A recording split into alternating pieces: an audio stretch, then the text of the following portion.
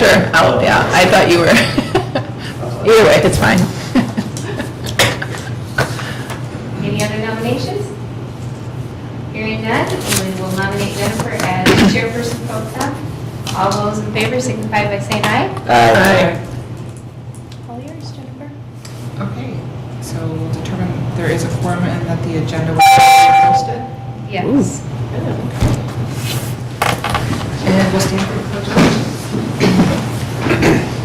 Pledge allegiance to the flag of the United States of America and to the republic for which it stands, one nation, under God, indivisible, with liberty and justice for all. Okay, item 4, public appearances. The public's opportunity to speak about any subject that is not a specific agenda item. We are good. Item 5, discuss and consider the minutes from the Planning Commission meeting of December 12th of 2018. I'll make a motion to approve as presented. Second. Motion and second to approve the minutes as presented. Is there any discussion? Upon hearing none, all those in favor say aye. Aye. Any opposed? Any abstentions? Motion carries. Item 6, discuss and consider request for approval from Michael and Linda Fonger for an ETJ CSM to modify existing parcels located at 2953 Highway BB in the town of Cottage Grove. It's basically just a simple lot line adjustment to recommend approval of the conditions. Do we know why they want to make it one instead of the two? Not that it matters, just one.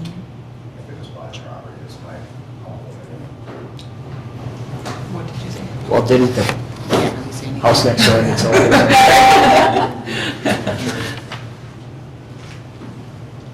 It's under different ownership, yeah. Different ownership? It was? Well, no, it's the neighboring property Lot got, 2. yeah, got sold or something. so. So this is, so Mike owns it all? I don't know. You own lot 1, someone else owns lot 2. Oh. So, but they're consolidating it? They're consolidating 2 lots into lot 1. It was Oh, okay, Oh. that's what I got it, They're consolidating 2 lots into one. yeah. Into one And big this has lot. been, you're recommending approval? Okay, is there any discussion on this? Is that what we learned?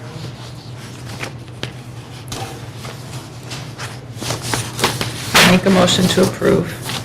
Is there a second? I'll second. Motion and second to approve the request from Michael and Linda Fonger. All those in favor say aye. Aye. Any opposed? Any abstentions? Motion carries.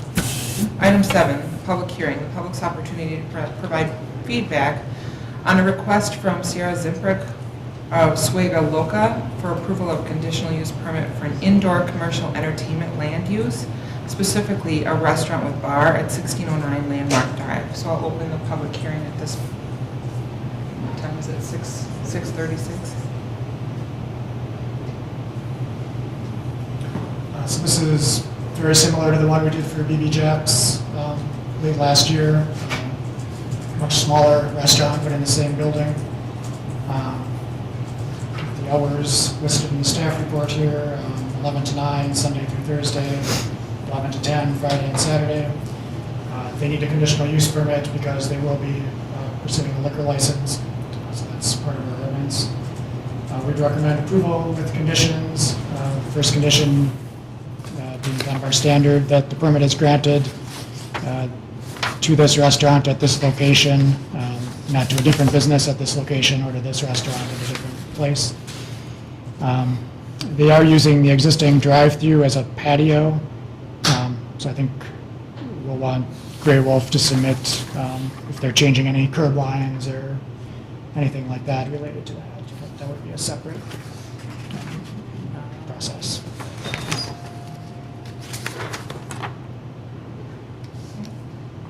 So do we have any questions for Aaron? Do we do that after the public? Oh, hearing? yes, I forgot where I was. Do we have anybody that is asked to speak? No. Okay. So I'm going to close the public hearing at 6:38.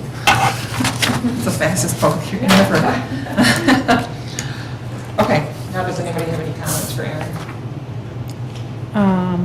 So this is going to be on the northwest side, right? Yeah, closest to South. Let's see, yeah. So then on the northeast side is BB Jack's? They're on the south end. Oh, they're down here. Yeah. Oh, okay. I had it first in my head.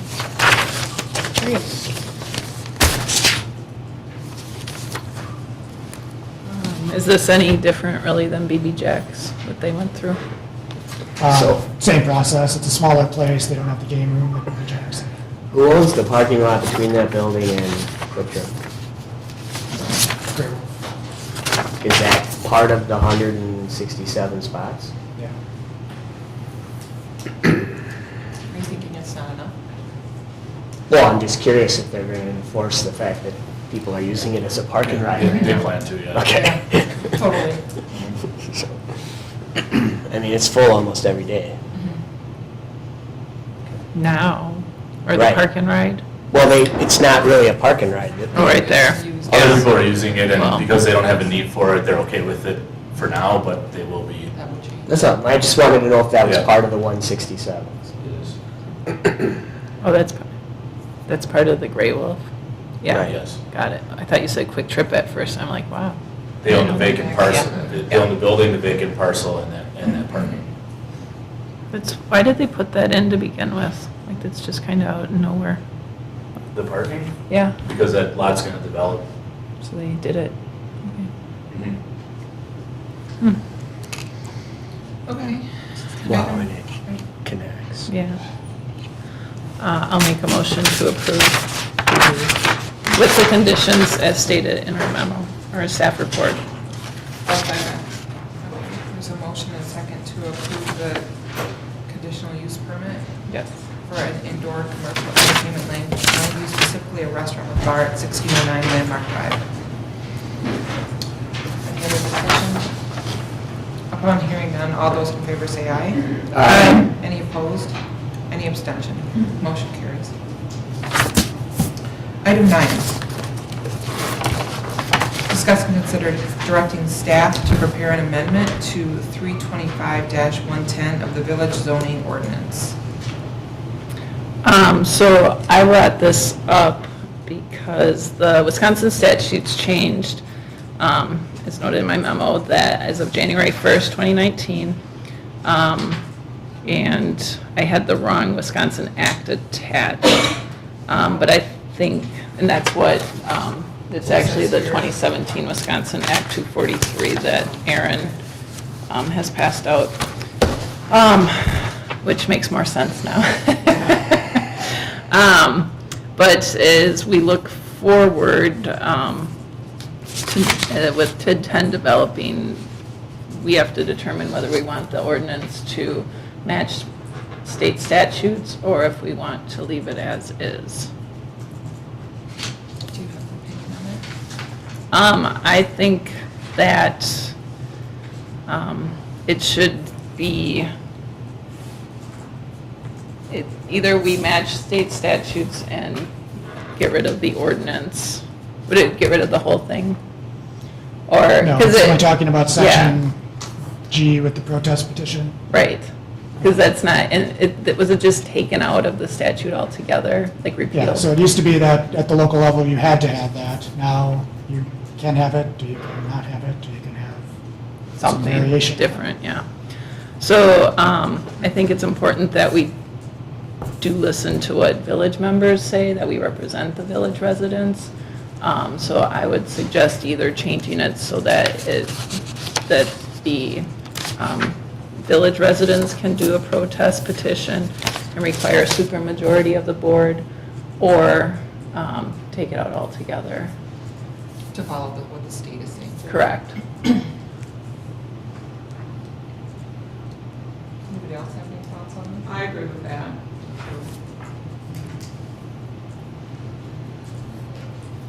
Cal?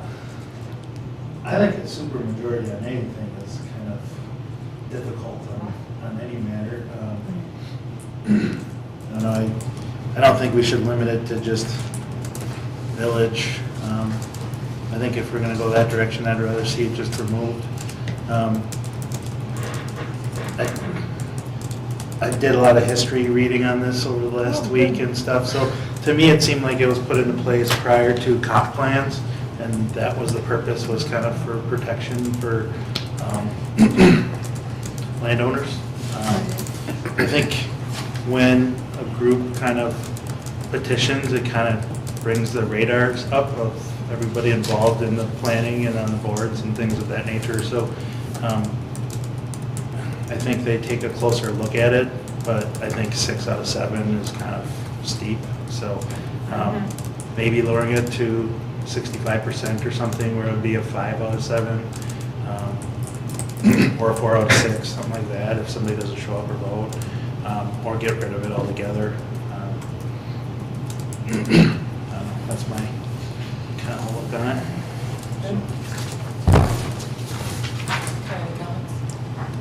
I don't understand it. Why it's So in the there. board can still override anything we do anyway. It just has to be a supermajority of it So- protested. I guess I would have preferred some feedback from our village board, I think, since they're our governing body, so to speak. Well, it's kind of this who would comes go first. next. Well, I get it, Right. but, I mean, ultimately, they can do whatever they want anyway, so. Well, not, Only till not election quite. Well, I mean, it's still important that, people can still come and talk to the board, so, and you still need a majority to pass anything. Right, Even if and we there's still don't have public the. hearings. Right. So, and that is interesting to learn about, it's like, it was a protection before comp plans, which makes sense, because otherwise you had no idea what was going next to you, which Right. really wouldn't be fair. Right. Other things to consider is maybe any current applications wouldn't go under a rule change if we decided to change the ordinance or rule, but, I think for the greater good of development and stuff, like lowering that to something maybe a little bit more reasonable outside of 6 out of 7 seems to make a lot of sense for the future of Cottage Grove for sure. So what's the, kind of the agenda item? Are we voting on directing staff? Are we taking this to the board? What is? Voting on directing staff to prepare an amendment to the zoning ordinance. We need to have a public hearing here before it goes to the board, so we would draft it out based on your direction and then re-examine it again next month at a public hearing. If we wanted to just get rid of it altogether, is that in our purview under this agenda item? Same process. Same thing, any change in zoning needs a public hearing. So we can direct you as to what we want the ordinance to look like, though. Or if we want Tonight. it gone altogether? Right. And that would be what the public hearing would be on next month. The other thing, Fred, that I'll say is at CDA, they were talking about ordinances there, and the trustee there had indicated that it's important that we're consistent with ordinances too, so. okay. So are we looking for what to direct staff with, or? What should they put on for the agenda next month as far as, do we want the ordinance to just get rid of it altogether? So let's just say it's hypothetically removed. It's not saying that you can't do a petition, it's just saying that it would go to like a regular majority then? Is that? We wouldn't need a petition at all. I mean, people can still come and talk to the board and say they're against anything. And then, which does work, because with Casey's, I mean, people came and spoke Yeah. against it, and there wasn't a protest petition.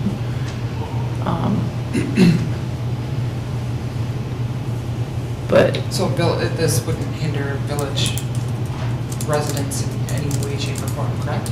I don't think so. I don't, Voicing Because they their, could Right. still come to the public hearing. Yeah. And do the exact same thing, right, protest. I mean, it would change their current influence. yeah, as far as who's in. If you remove it altogether, it would, but if you kept it in for village residents, and village residents could force their own elected officials into a supermajority vote. oh, okay, sure, I see what you're saying. But only those. Supermajority is tough. Yeah, it is. And it's only those within 200 feet of the property, Or is it 400? 100? 100.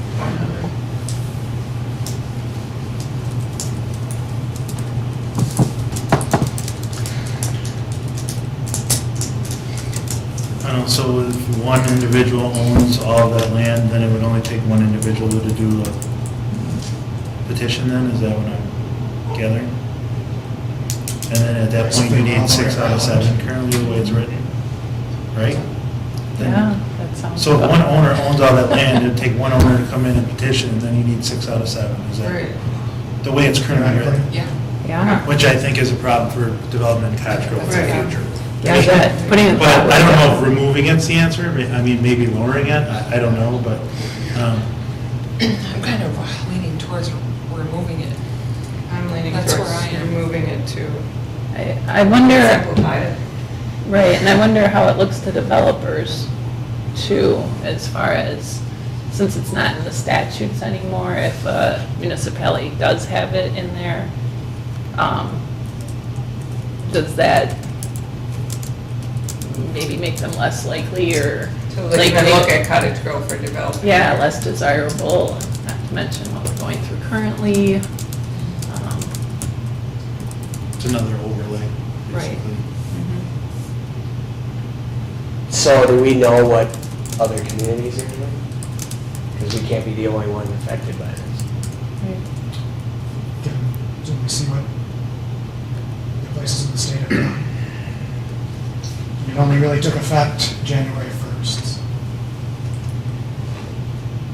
I think we should get more information and have a public hearing. Oh, Well, we would have to have a public hearing, so. We don't have to do anything.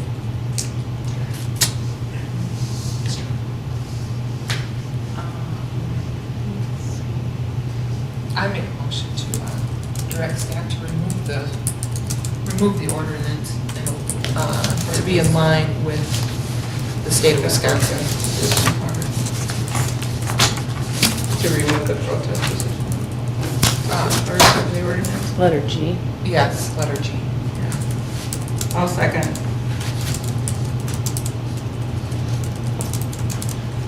Any discussion? I guess what's the overall purpose of the petition? If those individuals are coming in and doing that, what is the reasoning behind that as opposed to not? Matt, can you explain that, or? What do you mean? So what's the purpose of the petition? Like, what's the purpose? As it of stands now? Yeah, what's the purpose of it?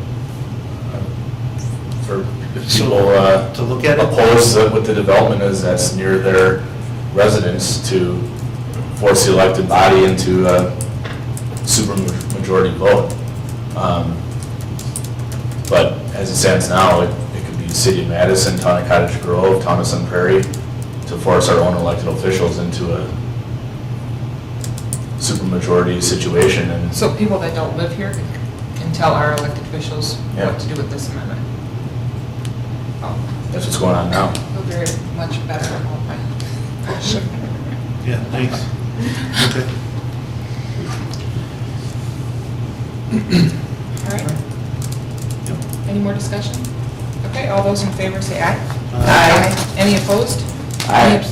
Any abstentions? Motion carries. Okay, item 10, review housing goals for village comprehensive plan.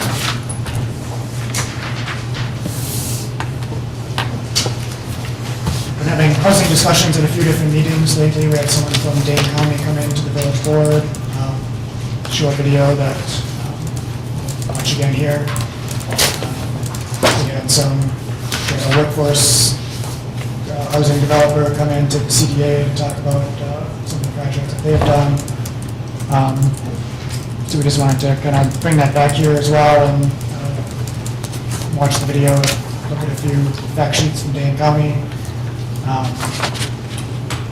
With the notion to see if we want to make any changes to the proposed goals for the housing section, especially as with regard to multifamily or duplex or things like that. If we're going to have that in certain places, at least we want to make sure that that's really what we want and where we want it. So, this is a video that It's only 7 minutes. Short.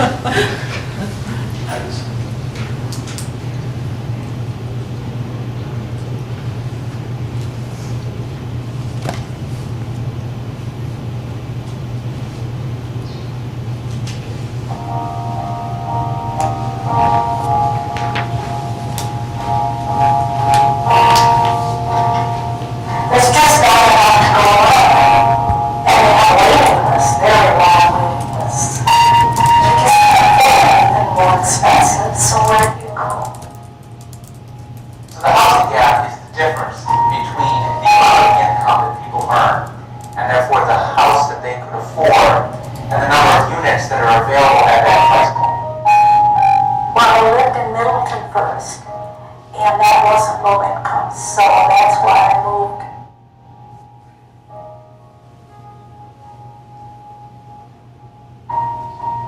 If I was living back where I used to, it would be 3/4 of my social security would be for housing. And I wouldn't have enough for food and phone or electric. It is not like the elderly people that are looking for a home haven't worked through their lives. They're not freeloaders. They have worked and they just don't have the money now to provide their living. And just look around. When you go to the store, you go out somewhere, look around and see how many elderly there are. It's growing fast, and we gotta get ahead of it. Most low-income households are working households, and they don't earn enough to have a decent quality place to live, where they can raise their family and in a safe and stable neighborhood. So we've been together 11 years. I work for Jersey Mike Subs in Middleton. I'm the assistant manager. And I worked at American Girl in Middleton, and I've been there 3 years. We've noticed in the last 20 years that in many places across the country, housing costs have gone up much faster than people's incomes. And that puts pressure on their ability to spend money for other things. It took us a long time to find someplace that was affordable, that was nice. We didn't have a car before we moved here. I mean, everything we did was by cab, by walking, or, trying to get rides from people. The apartment that we're living in is good, it's affordable. We're able to save a lot of money staying here because they take care of the property. We want to be here, saves us a lot of money, where we're able to afford daycare for our son. Whoa, did you like that? We're able to afford food. Believe it or not, food's expensive, so we're able to keep food in the refrigerator. We're able to go to work. Here it gives us reassurance that we're good, we're safe, we feel like a family. We're really talking not just about making stable housing for families, but it helps to strengthen neighborhoods and strengthen our schools and stabilize our employment base. Having employees that can live closer in to the plant is a big benefit to us. We know there's a gap in the community for affordable housing, so we're working on projects in conjunction with businesses and the city of Sun Prairie to provide affordable workforce housing. So workforce housing is really housing that is priced to meet the needs of the workforce that you have in an area. Tight labor market kind of forces us as a company to look outside of our general area, and it's difficult to recruit employees to want to come to work here at our plant and have to have a 40 to 45 minute to an hour commute. I believe if workforce housing is not available, it increases the turnover rate. For many households who live live far away from work. They may feel like they're saving money on their housing, but they're really spending a lot of time and money on gas and on travel. And it means that if their car breaks down, either they have to pay for their car or pay for their rent. So they might lose their job or they might lose their housing. When we have developers building new apartments that are affordable, it creates construction jobs, it creates additional jobs as people spend their money in the community.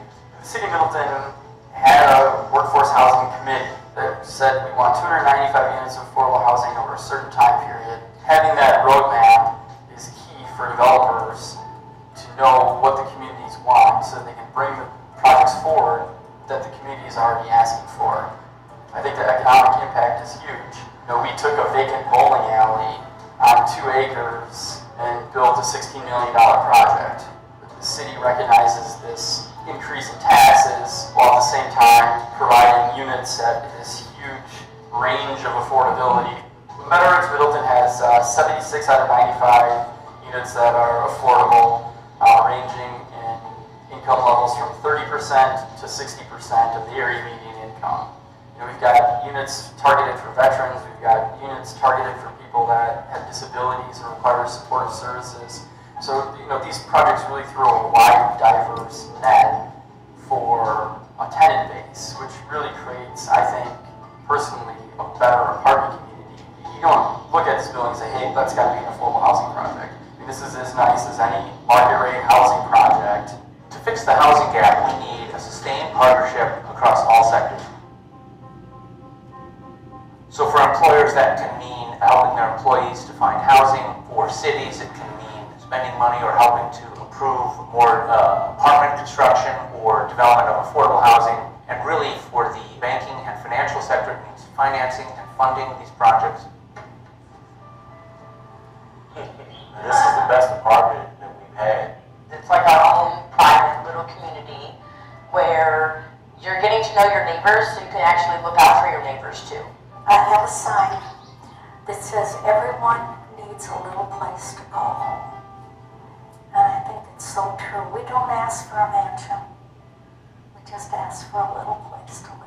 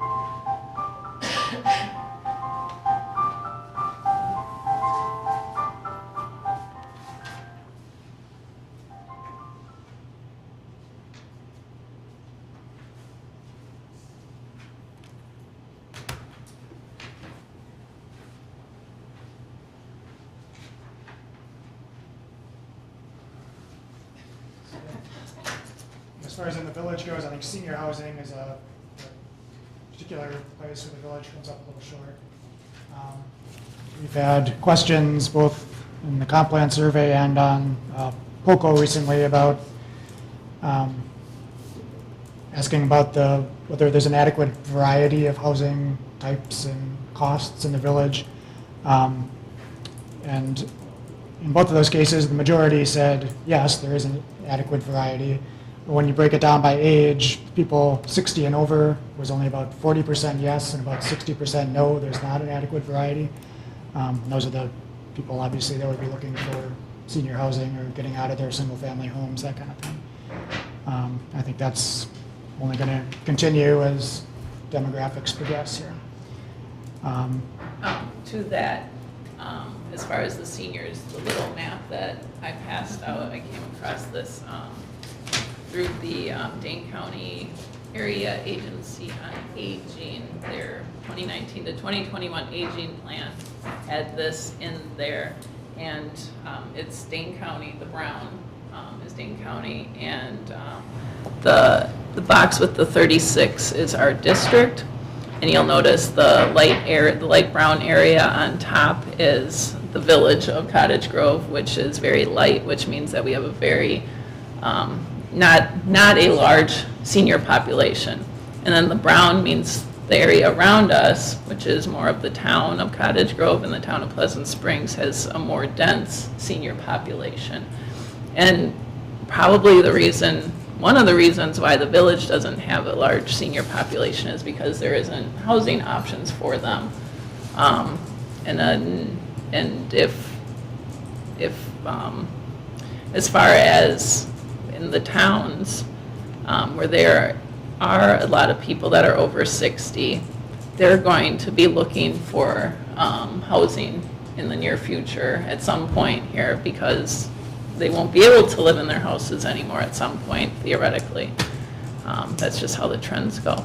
So if the village could start getting housing options for seniors, I mean, then those people that live in Cottage Grove can stay in our community, whereas they might have to move to Madison, or like in the video, that woman lived in Middleton, but she couldn't afford it anymore, so she had to move to Fitchburg. So, I mean, these are things that if we want to start growing, that's an area that we could look into more. The other thing, Aaron, if you don't mind if I keep going here, your thing that you had in there about, I think it's from Polco, is there an adequate supply of different housing types in the community? I think that would be a really interesting question to somehow ask people that want to live here but can't, because asking people that already live here that question, I mean, they're already living here, so they have their house, so that works out well. So I don't know if that's something that you run across at all, with people trying to move into an area and can't, or trying to move to the village but can't because we're on the higher end usually. So that's like one thing that we need to start looking into. The other one on the Dane County Housing Initiative sheet that I think was the last page in the packet.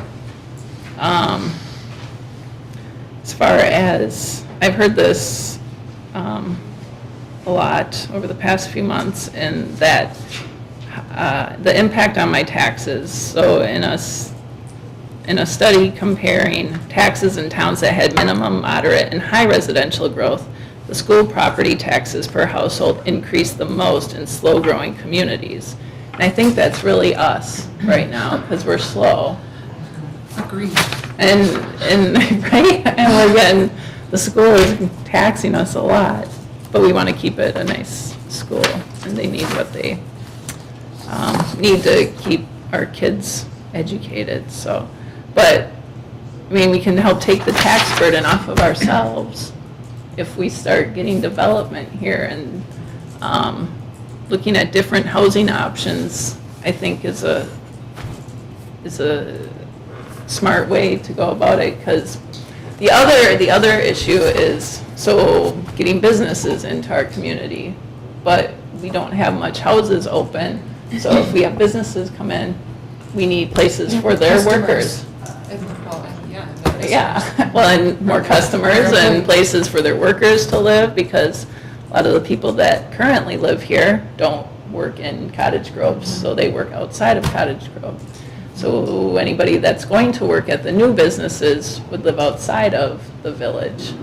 And like the video pointed out, the travel time is a deterrent for businesses to keep workers. So these are all things that need to be thought about. And as far as, do you have, like, I went through our goals and objectives and policies, Aaron, to bring it back to that. And does anybody have any ideas, like, how it can be changed, or, like, I think it covers the workforce housing or multifamily units to some degree and extent. Is there anything you've found that needs to be added, or? I guess mostly I just want to know that there's support for diversifying the housing style. Well, I would argue it doesn't cover it, because the key word it's missing is affordable. There you go. I mean, there's quite a bit of senior housing available. Yeah. That's very expensive. Right. Yeah. Okay. It's true.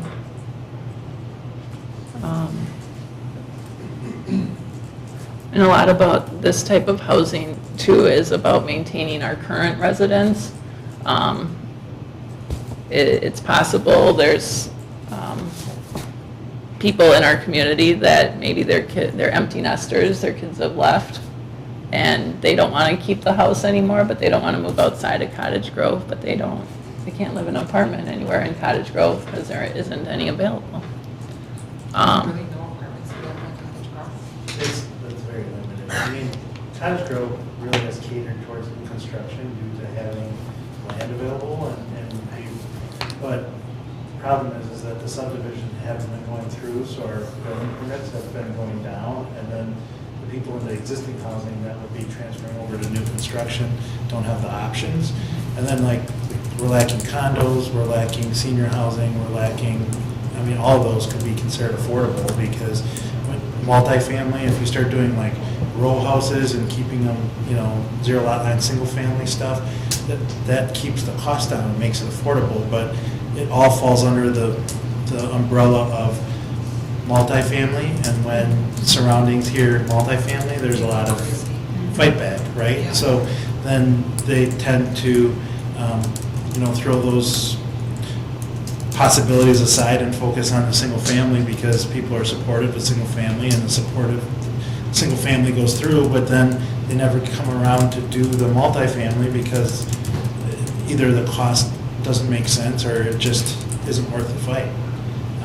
So yes, we're definitely lacking affordability.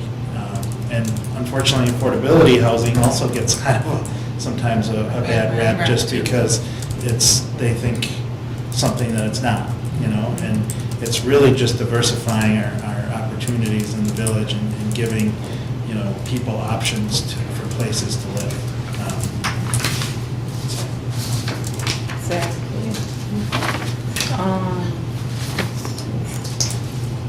Furthermore, the financing for those types of developments are extremely difficult, and they tend to become even more and more difficult. So yes, in theory, a mixed-use development condo project with main floor commercial sounds wonderful, but the odds of getting that financed is extremely difficult, and especially when there's no other comparables in the surrounding area to support a building of that type. So if we continue to be closed-minded and not allow development to take place, then we're lacking the comparables to make financing available for other projects to take place. And that's really what's happened in our community.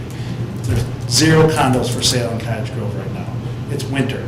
People want to be in condos because that's the time that their snow is taken care of, and they have protection of the condo project and development, and there's 0 options. So. Yeah. Right. The other thing too is, right now I didn't look up as far as how many kids are in high school currently or are going to be graduating. This year? Yeah. That's in 2019? Sure. From Cottage Grove? From Cottage Grove? Yeah. Oh, I don't know, but I bet it's in the 150 range. Right. So then, Or more. yeah. So then their kids will go off to college. The parents are left in their house. The kids go off to college, they graduate from college, and they want to move back home by their parents, but they can't because they can't afford a house here. They're not moving in with me. And so then maybe the kids move somewhere else to a different community, and then they want their parents to be near them if they have kids, and so the parents move out of our community. We're just asking basically our residents to leave if we don't start giving them options to stay. Well, what is Monona doing? Because those folks land there and they never move. They all stay, and grandma and grandpa stay, and the kids move. I mean, what are they doing that we aren't? Well, they also have a lot of other things to keep their residents there too. Things like a community center, senior center, library, like shopping opportunities, restaurants. I mean, they have a lot more things than we do. I think other than lake homes, most of the homes are not huge square footage, so I mean, I think they can age in place a little bit easier. And the lake homes are all being Redone. redone. Yeah. And as those owners move away, they get sold and torn down and replaced with. Well, they've had much more dense subdivisions, and the properties were built, you know, and they're older and less square footage, which makes it affordable, and not catering to new construction because they don't have the land. Well, They're that's- they're catering towards the turnover of existing properties or fixing up things that have already been, you know, built, which is a more affordable option. But aren't we, I mean, we almost have to plan a community that's apartments and condos, and designate an area for it, because no one wants it by them. Yeah. I mean, that's why the community, the example they gave him, that's why it's where it is, Because it was an Yeah. old bowling alley. Right. That isn't working. you know, so. Well, and to determine what our housing needs are, like where I mean, it's easy to say, well, we need apartments and condos, but what actually do we need? I mean, I think that, like other communities have housing committees or housing authorities that look into that before the board decides what they're gonna start working on and doing.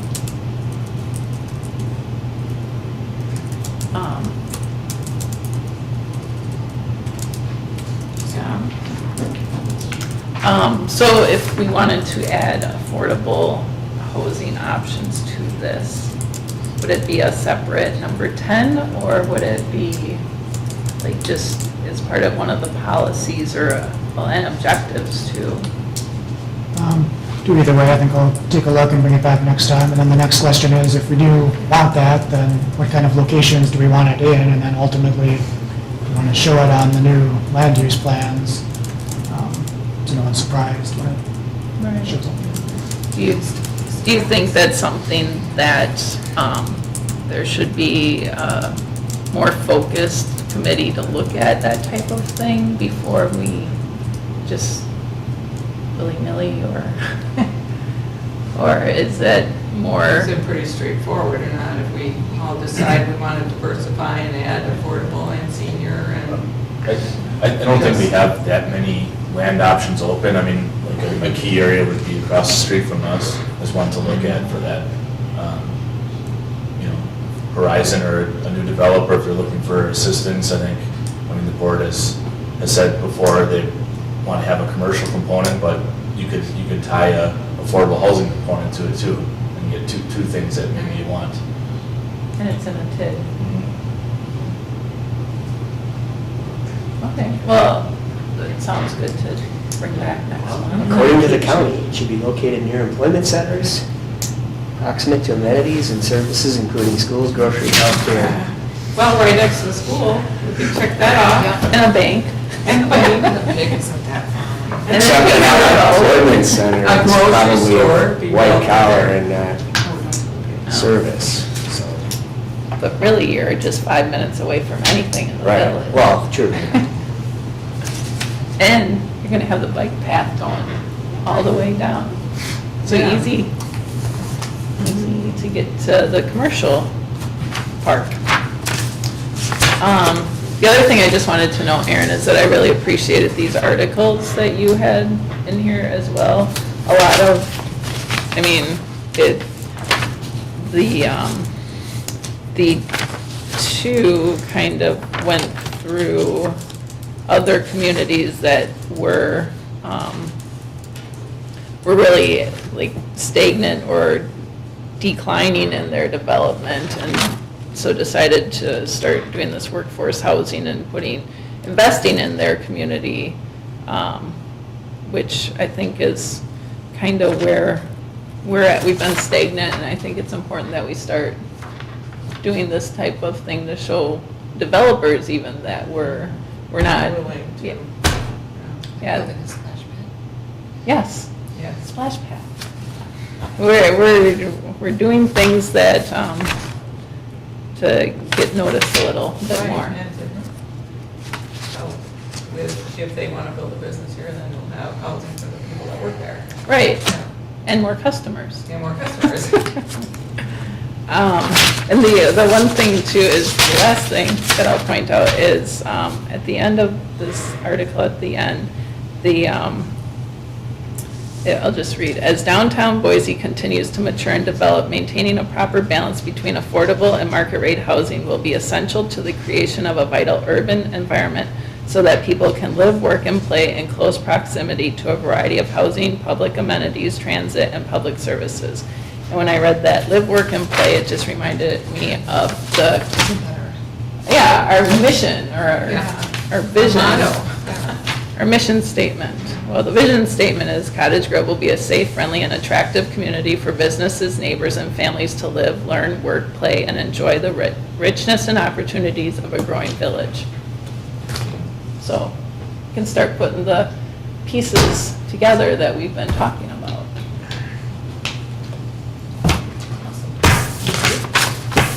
So are we just going to, we'll wait till next time to hear what you've put together for us? Is that Is there any enough other direction? data that you're looking for? Information? I tried to, my computer crashed this morning, but I tried to look up McFarland's comp plan and see what they have. Or Mount Horeb, I know, is working on workforce housing. So maybe seeing what they have in their comp plans. Maybe, if you haven't already.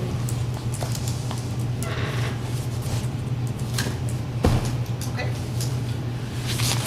Does anybody have any more to say on item 10?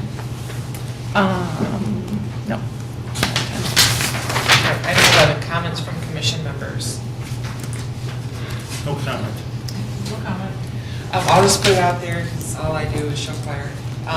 It's the Silver Connection and Silver Dimension are hosting 23 show fires this weekend at Winona Grove High School. Wow. They're having you can see all of them for $15. Oh, really? So if you got nothing to do, yes, thankfully it's not going to snow on that particular day of this week. So That's good. if you're looking for something to do. Well, once you're done there, you can go to bingo at Flynn Hall at 3 o'clock on Sunday. Well, Connection doesn't perform until 6 o'clock, so. Oh, well, there you go. You can go to bingo and then. Did you have anything else? No, that was. Did you hijack my? I'm just filling up the weekend for people. Lots to do. I'm pretty sure I won't be at the next meeting. Aw, It's 3 days after I have major surgeries. yeah. You're gonna be okay. Yeah, but I probably shouldn't come here if I'm on opioids. Maybe. That would It be might be good. interesting. Wait, that's got to be in the record. You can have somebody drive you. I can't drive for 2 months. No, you so. can have somebody I know, drive. but I'm having my shoulder replaced. Oh, okay. Ouch. Well, I hope it goes well. Yes, Yeah. hope it goes well. Okay, future agenda items, other than what we've already discussed? No official applications in yet, but some annexation petitions that may be coming in shortly. Okay, great. All right, item 13, motion to adjourn. Second. All right, there's a motion and a second to adjourn, non-debatable. All those in favor say aye. Aye. Any opposed? Any abstentions? Motion carries. Thank you for your time, folks. Thanks for chairing. Yeah, it's- Chair.